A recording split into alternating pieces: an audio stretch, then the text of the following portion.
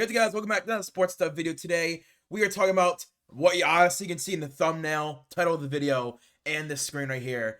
I'm going to tear down the Miami Dolphins roster and how I would rebuild it to be a very solid foundation to build on a contender. So if you guys do enjoy, please like, comment, subscribe. Let's get into the video. Starting off, what is the goal of this roster teardown, right? Obviously, week one was probably one of the worst NFL games everyone on the Miami Dolphins has ever played, including coaches, fans. It's awful, right? I said before the season to be a top 3 pick. Feeling pretty good about that already. But what is the goal, right? What is the goal after this roster teardown? I'm going to tear this roster down to the bare bones and reset with a new head coach, a new GM, and a new quarterback. That is the goal of this rebuild, the goal of this teardown. So my number one rule, honestly, is I will not promote any current coaches on this roster, the head coach. It has to be an outside hire. So obviously guys like Anthony Weaver who interviewed for head coaching jobs, who is their defensive coordinator, he is not in my counting for head coach of the Miami Dolphins, mainly because again, I want a complete overhaul of the culture, of the attitude of the team, and that means I need a whole new person, right? It does suck, right? Obviously, Anthony Weaver was a guy who could have been a head coach, didn't get anywhere, but, you know, it's just one of those situations where we need a whole new regime and stigma in the building.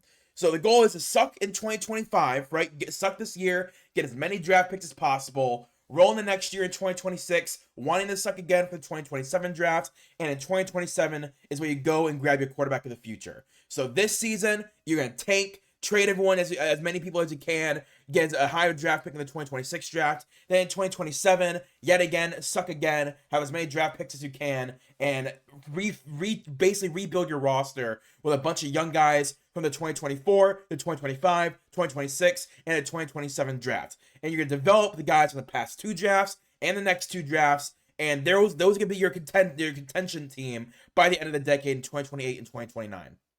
So guys, for example, right, like Devon Achane, Ollie Gordon, Jalen Wright, Patrick Paul, Jonas Savani, you know, different guys in your roster, Jason Marshall, for example, your corner, different guys you've drafted in the last 2 years, you can continue the development, and the guys you take in the next 2 drafts, you're going to develop them as much as you can. So hopefully by 2029, 2030, you can kind of take advantage of maybe the Bills starting to fall off, the Jets maybe don't get as high as you want, maybe the Patriots kind of stay mediocre. Your goal is to get as many draft picks as possible and rebuild this roster. That is the goal. So number one, we're resetting the roster down bare bones, new head coach, GM, and quarterback. We are not promoting any of the current coaches on this team to head coach. It will be an outside hire. The goal is to suck the rest of this year, get as many draft picks as possible for the 2026 draft, and then in 2026 suck for the 2027 draft. So in the 2027 season, that's where you start getting, you start trying to win again. That's where you're going to, maybe go 5-11, right? 5-12. And in 2028 to 2029, that's the year that you go all in trying to win a Super Bowl with the guys that you have currently right now on the roster. And then finally, it's to develop the past 2 drafts and the next 2 draft guys for contention. So who am I going to hire after firing Chris Grier and Mike McDaniel? At GM, I'm going to be hiring Ray Agnew, the assistant GM from the Detroit Lions. Ray Agnew followed Brad Holmes from LA, so he's helped Holmes build the current Lions roster. He's done hand in hand with him the entire time. He, in the past, has been the player and personnel leader for the Detroit Lions, so he helped with the roster construction, he helped with the scouting team, so he knows what he's looking for, and he will get a chance to reset the roster how he wants. Yes, there are guys that can be traded and cut and leave in free agency, but at the end of the day, the guys that he wants to keep, he's going to be able to keep, and the guys that he wants to go and get, he's really going to get with all the money and draft capital. Then a head coach, I'm going to be hiring Zach Robinson, the offensive coordinator from the Atlanta Falcons. I expect the Falcons offense to impress. Last year, I was very impressed with how both Kirk Cousins and Michael Penix looked. I thought the run game was really good. Bijan Robinson was the 3rd rushing leader in the NFL. I thought Drake London took a massive step forward. Kyle Pitts, hopefully with Michael Penix, takes that next step forward. There was rumors that he was going to be interviewed in 2025 as a head coach, but it never really happened. But that's how highly people thought of Zach Robinson already. So, if in 2025 to 2026 this season, Michael Penix has a 3,500 yard, 25 touchdowns, and 10 interception season, and Bijan has another 3 to, another 3rd or 2nd rushing season. He's going to get a lot of interviews. And the only negative I have is that Miami just hired Mike McDaniel as offensive coordinator to head coach. They could want a defensive coordinator to head coach. The difference is that Mike McDaniel was the OC in a Shanahan offense. So really, it's Shanahan's offense that Mike McDaniel was a part of.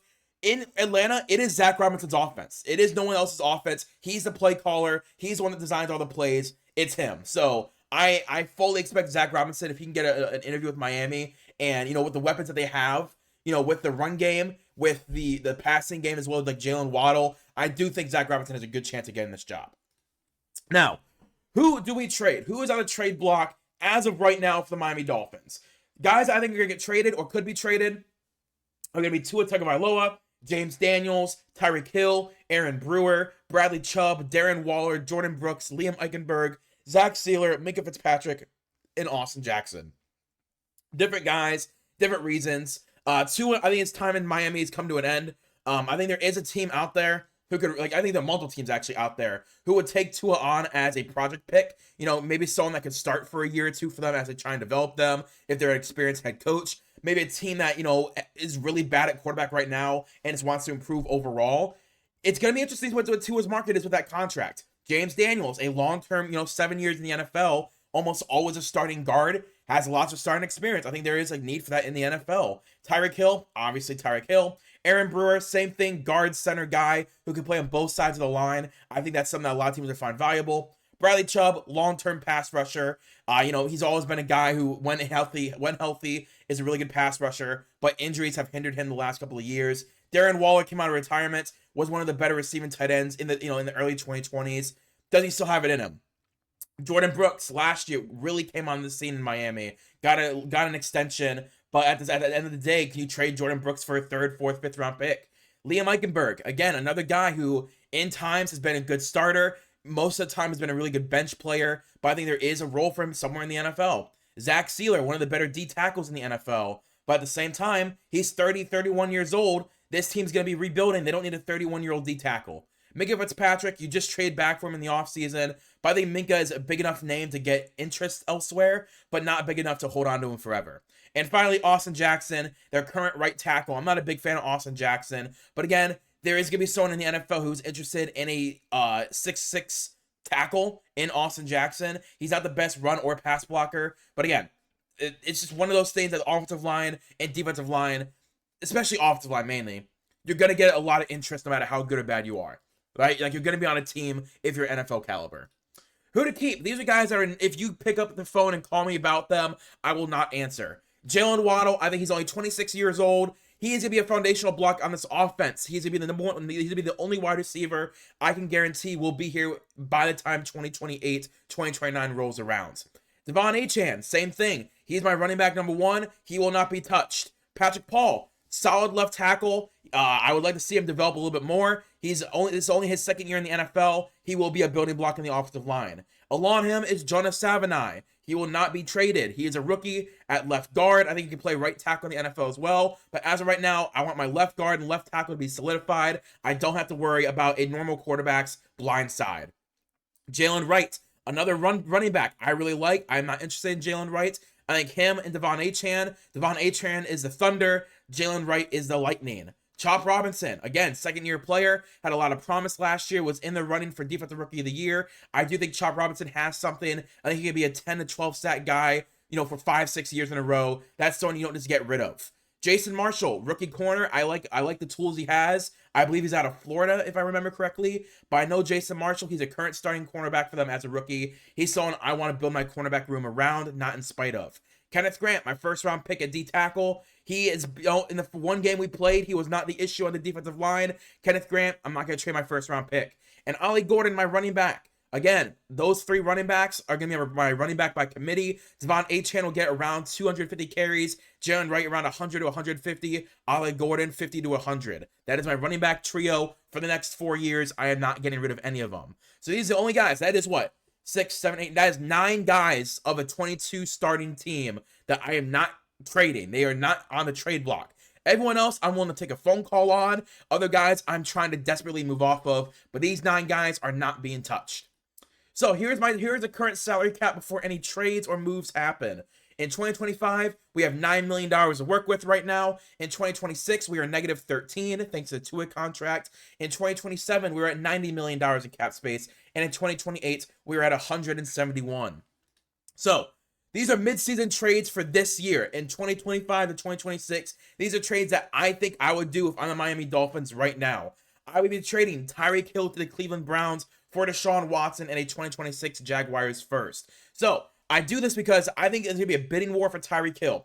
I think he's still one of the best deep threats in the NFL. He still has that speed. The attitude can get annoying, yes, but the Cleveland Browns don't have a wide receiver one. They don't have a true deep threat. They have a lot of guys big bodied who can run across the middle of the field, really good route runners, but they do not have anyone who can spread the field. They were hoping Isaiah Bond can do that, but he is a rookie. Tyreek Hill, trade him to Cleveland, rework his contract in Cleveland so he can make the money work. I actually did a post all on my Twitter and on my TikTok about the Tyreek Hill to Cleveland idea. And we are trading for Deshaun Watson to make the money work for the Cleveland Browns right now. Deshaun Watson is making $1 million this year as a base salary, and next year we'll be making $46 million. So right now, it does not impact our numbers for this year. Next year, yes, Deshaun Watson will be our starting quarterback. But again, it is because I want to tank next year. I do not want to be good. Deshaun Watson wants a chance to start somewhere. Deshaun, come over to the Miami Dolphins, play in Florida, have fun for one season, and then you're off my books for forever.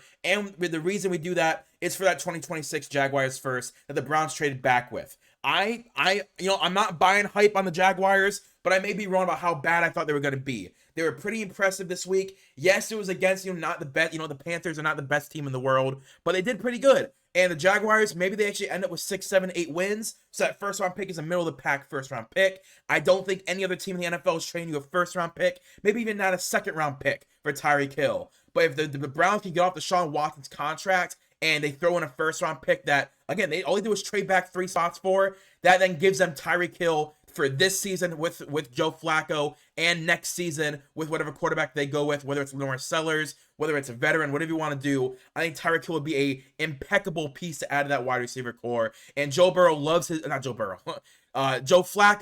throw the deep ball. I think Tyreek Hill and Joe Flacco are a match made in heaven that has not ever had a chance to happen. And again, I now get another first round pick. Bradley Chubb, I'm going to be trading the Detroit Lions for a 2027 third round pick. We saw what the Lions defensive line looks like in week 1. It is not acceptable at all. It is not a good defensive line. Ahmed Hassanin, obviously, I was a big fan of him in the draft process. I just don't think he's going to be ready. They played him a lot week 1. I don't think he's ready.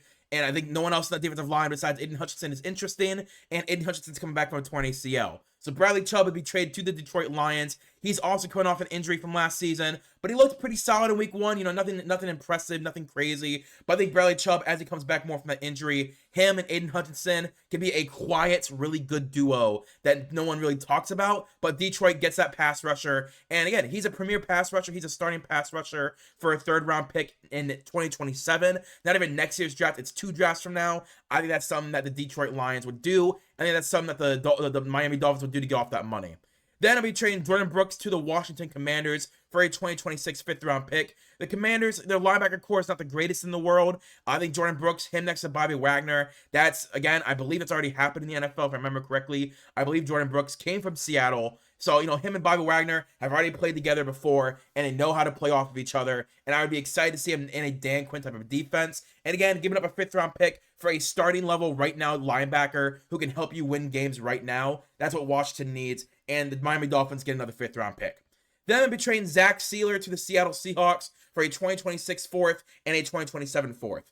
The reason I do this is I think the Seahawks, they've been really aggressive with their linebacker and their secondary when it comes to developing them. But for their defensive line, they've done a lot of veterans. A lot of guys that are just veterans in the NFL. They've been, putting them in at the defensive line. They have guys that they drafted in the last year or two under Mike McDonald. But Zach Sealer gives you a chance right now to compete in a weakened NFC West where the Rams, yes, they did beat the Texans. But, are we going to say that the Rams are going to win the Super Bowl this year? No, you're not saying that. The Cardinals, I have a lot of hope for the Cardinals. They're not winning the Super Bowl this year. And the 49ers, lots of injuries are hitting the 49ers right now at the wide receiver position. Brock Purdy even has an eye issue. George Kittle's now out for 3 to 5 weeks. So I think this is a chance for the Seattle Seahawks to trade for Zach Sealer and really try and make a push for that division early in the year. Next, I'll be trading Austin Jackson to the 49ers. Same division for the 2026 fifth-round pick.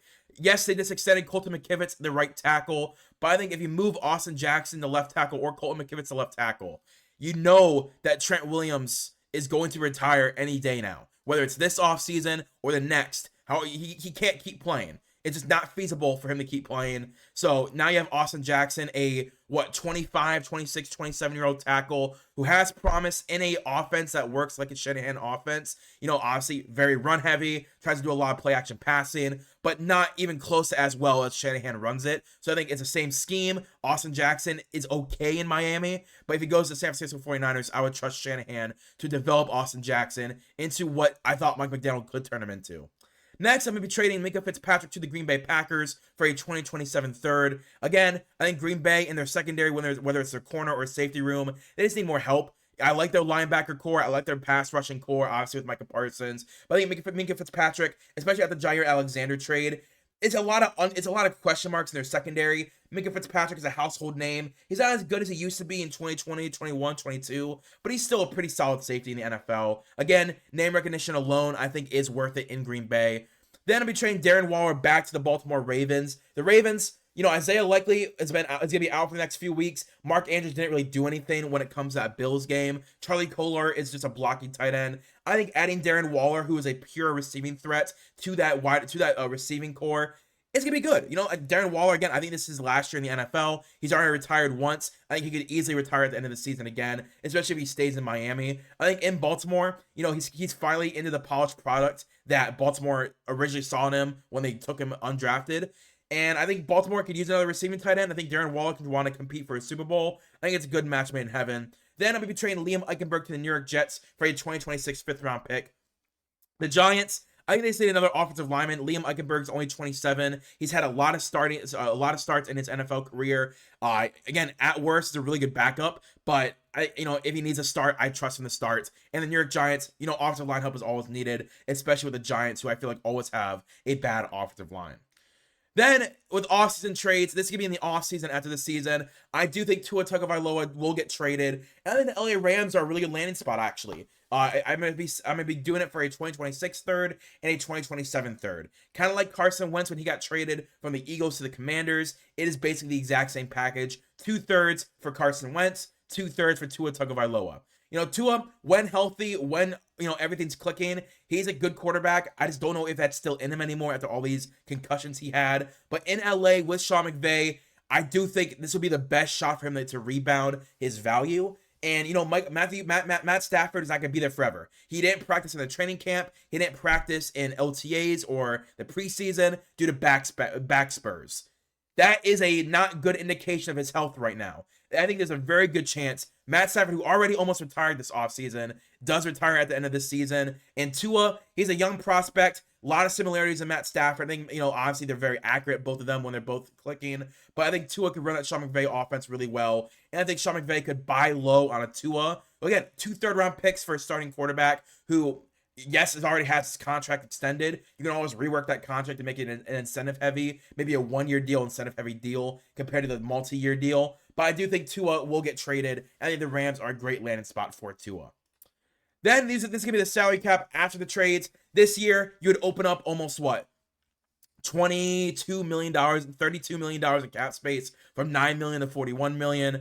Next year, you then open up from negative $13 to $78 million positive. In 2027, you'd open up $100 million from 92 to 199. And in 2028, you'd open up $130 million from 130 to 265. So you just open up so much cap space doing these trades. You get all the draft capital from those trades as well. You can now retool with a new GM, new head coach, and a new vision. So here's now the draft capital after all those trades as well. In 2026, you then have 2 firsts, a second, 2 thirds, 2 fourths, 4 fifths, 2 sixths, and a 7th. That is 14 draft picks you would have in 2026. And then in 2027, you'd have 1 first, 1 second, 3 thirds, 2 fourths, a 5th, a 6th, and 7th. That is 10 draft picks in 2027. So theoretically, within 2 years of drafting, you could have 24 new guys on your roster. That is technically, if you drafted perfectly, 22 starters and 2 high-end role players. Obviously, that's not how the NFL draft works. In the 14, you'll probably get 3 starters and 4 role players. And in the 10, you probably get 2 starters and 3 or 4 role players. But again, you get yourself 24 shots to retool this roster around the 9 guys I absolutely would not trade. That's a lot of draft picks to have in 2 years. And I think the Miami Dolphins need this much draft capital and not much cap space as well. So again, I think this is the best route to do with when it comes to draft picks. When it comes to the draft, here's the positions I would need to draft, right? Quarterback, because you had Deshaun Watson in 2026. You need a quarterback for the future. Wide receiver, you have Nick Westbrook-Ikine, and you have Jalen Waddle. That's your wide receiver core right now. You need another wide receiver. Tight end, you no longer have Darren Waller or Jonnu Smith. You're going to need a tight end. Center, I'm going to be trading Aaron Brewer, hopefully. Guard, I'm going to be trading James Daniel, hopefully. Right tackle, I'm going to be moving off of Austin Jackson. And basically everywhere on defense, because not only is depth an issue for the Dolphins defense, high-quality starters is an issue for the defense. So this would be my makeshift 2026 depth chart. This does not include rookies, by the way. This is just if I want to spend not a lot of money on free agents, and I just wanted to try and build a starting roster and then add in my 14 draft picks somewhere. So at wide receiver, I'd have Jalen Waddle as my wide receiver 1. I would then sign Treylon Burks to like a 1 or a 2 year deal. That's kind of like a prove it deal, because I do think Zach Robinson, he loves his Drake London big body route runner. Treylon Burks, not as good as Drake London, but again, we saw once Zach Robinson got a hold of his big body receiver that once he got him, Drake London exploded last year. Most receptions, most yards, most touchdowns of his career. I think Treylon Burks would be just like that with him in Miami. Then at wide receiver 3, Nick Westbrook-Ikine. I like Nick Westbrook-Ikine. I'm not going to get rid of him. Then at left tackle, Patrick Paul, not changing. Jonas Savonai, not changing. At center, I would grab Ethan Pocic from the Cleveland Browns. I don't think the Browns are going to re-sign him. He's 31 years old. But I think the Miami Dolphins wanted to solidify his offensive line and try and kind of like just get better, right? Because we know how bad this offensive line is. And Ethan Pocic is better than what they have right now. So go and get one of the better centers that does enter free agency next year. I am going to keep James Daniels. Again, he's a solid guard. Lots of starting experience. I'm cool with him at guard for now. And at right tackle, I'm going to grab Rob Havenstein. Again, Rob Havenstein has familiarity with Zach Robinson. They both were in LA with each other. And I think grabbing a right tackle veteran who can shore up this offensive line is important, right? I'm going to re-sign Jermaine Ifedi, by the way. He is technically a free agent. But I think having a swing tackle guard mixture veteran is important.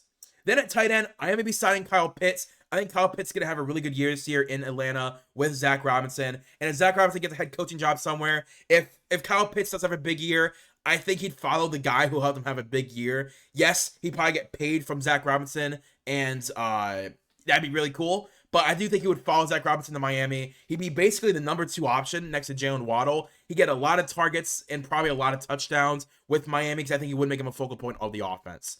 Then at quarterback, again, Deshaun Watson. I would have Deshaun Watson as my starter. I get Deshaun in the first round pick for Tyreek Hill. I do that 10 out of 10 times. Quinn Ewers, again, if Deshaun Watson struggles, I'll throw Quinn Ewers in there and see what happens. That's my quarterback room. And running back, I don't touch. Devon Achane, Jalen Wright, Ollie Gordon. Then on the defensive side of the ball, Chop Robinson, not changing anything. Kenneth Grant, Matthew Butler, Benito Jones, Zeke Biggers. I'm not changing anything. Those 5 guys were on the roster this year. I want them on the roster next year. However, I am going to sign a 2 or 3 year deal to Kwity Paye from the Indianapolis Colts. He's been a solid run defender his entire career with Indianapolis. Not really has turned on the pass rusher quite yet, but he's gotten, I think, like 4 or 5 sacks a year since he's gotten drafted. But Kwity Paye, I would sign to the Miami Dolphins again. I want a young guy who can develop with my team, but also isn't like 22 years old, right? I want to, somewhat win right now and solidify the position, but also want someone that maybe in a year could be a bargain of the contract. Then at linebacker, I'm going to keep Quentin Bell. He's a pretty solid prospect out of A&M. Terrell Dotson, again, another surprising pickup from Anthony Weaver last year, has turned into a pretty solid linebacker. I'm going to keep him.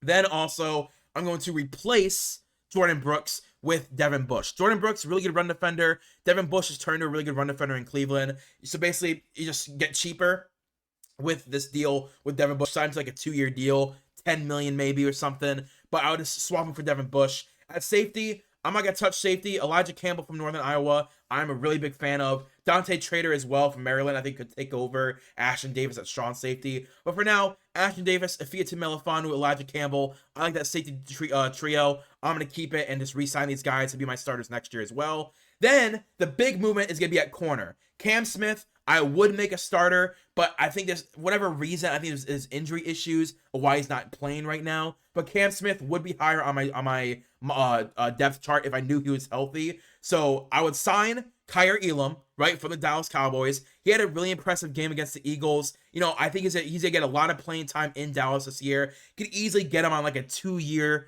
$12 million deal, $6 million a year. Not awful for Kyer Elam. And Roger McCreary, who had a really good game actually against the Broncos. I think Roger McCreary could easily make anywhere from $6 to $10 million next year a year. So I'm gonna grab Roger McCreary, Kyer Elam, Jason Marshall, and then Juju Brents, Cam Smith, Kadir Kohu. Like, that's a solid 6-man at corner. It's a lot of young guys, a lot of guys that, you know, haven't played a whole lot in the NFL either when it comes to like starting minutes. But I like that corner room. Then at safety again, I would just re-sign the guys. I like them.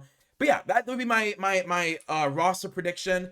Nothing crazy, you know. Obviously, there's no draft picks added. You know, in the first round, you have 2 first-round picks. You could easily add a Nick Harbor and I don't know, one of the Caden Proctor from Ohio State, and he could be your right tackle. But I just want to do, you know, guys that are no longer on the team. How would I replace them with not expensive talent so we can, again, not be the best team in the world next year, and in 2027 go all in on getting our quarterback and kind of resetting the roster in the next year. So if you guys enjoy, please like, comment, and subscribe. If you want to see more of these type of videos where I kind of go over, you know, it's week 7 and this team is 1-6, how would I tear this team apart? Let me know in the comments down below. And yeah, if you guys enjoy, again, please like, comment, subscribe, and I'll see you guys later. Peace and bye.